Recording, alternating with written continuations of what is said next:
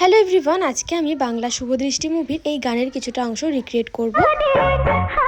আর কোয়েল মল্লিকের যে কোনো একটি লুক নূপুর দেবনাথ নামে এই দিদিভাই আমাকে ক্রিয়েট করতে বলেছিল, আর সেই জন্য আমি কোয়েল মল্লিকের এই গানটাই বেছে নিয়েছিলাম।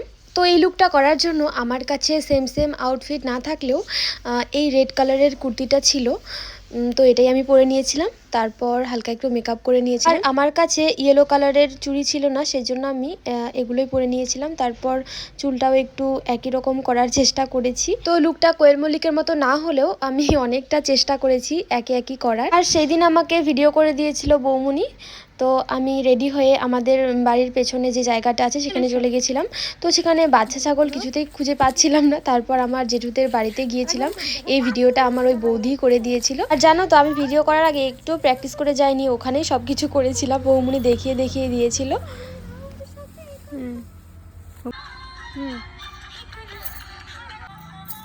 করো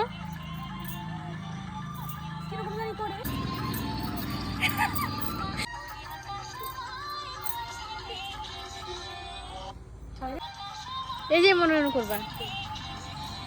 তো যাই হোক, ভিডিওটা যতটা খারাপ হবে ভেবেছিলাম অতটা খারাপ হয়নি, মোটামুটি ভালোই হয়েছে।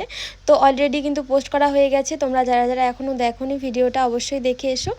আর এমন ভিডিও দেখতে চাইলে কমেন্ট করো।